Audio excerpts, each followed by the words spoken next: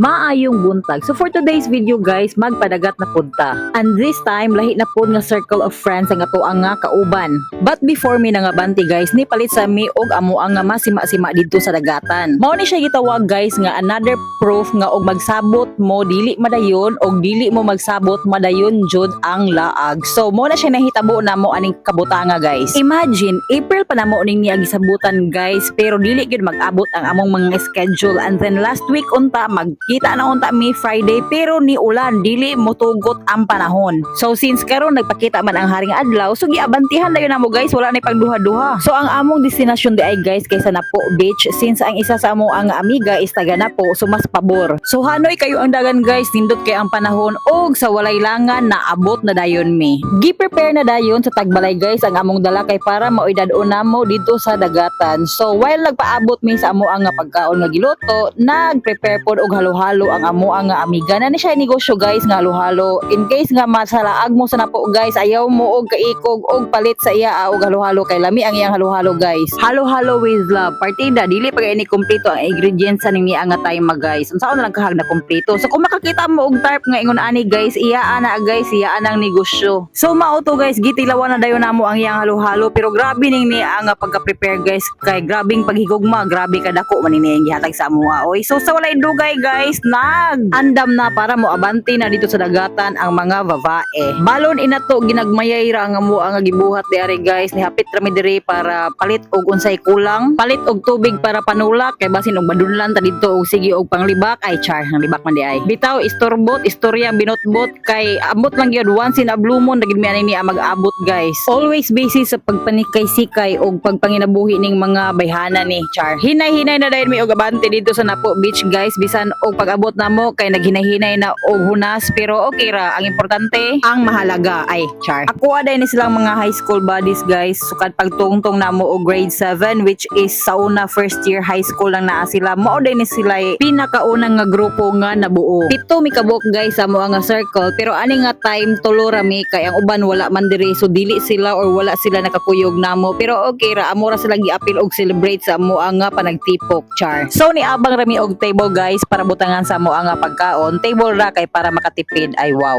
Og naplastar na namo ang among mga pagkaon guys, and then gisugdan na dayon namo ang pagpanglibak. Magunsa man di ay mi, so manglibak jud mi kay nag-abot man ming tulo ay sorry. Pero bitaw kami ra ba or kamo pod nga og mag-abot kay ang panghisgutan, ang sakit sa likod, sakit sa hawak, ang mga puy-puy sa mga kalawasan, inana ba mga pina-healthy living, wala ba ni siya giingon og sign of aging? Healthy living lagi pero naay soda og chichirya ni among balon sao na lang man ni. Pero grabe lipay kay man ni adlaw guys nga sa wakas na dayon na gyud ang amo nga giplano. Bisan pa man og wala mi nakaligo langoy-langoy diha guys kay lagi ni hunas na, pero okay ra. Ang importante ang company makaingon ka grabe kasulid din ni ang friendship. Mga 20 years na pod makaingon kag murag gagahapon ra man tong tuwa oy. So naglami gid ang amo nga tabi diri guys kay naabdan man gid mi og sunset which is nindot pud kay siya guys nga experience no. Punta kamo po no na amoy solid nga circle of friends. Ako daghan kog circle of friends guys, and gina-treasure na po ang naa silang tanan. No envy, just pure love. Sumunod to siya guys, diri ra natapos ang tanan with a very beautiful sunset. So salamat sa paglantaw, salamat sa pagpaminaw, hangtod sa sunod higayon mag-amping ang tanan. Bye for now.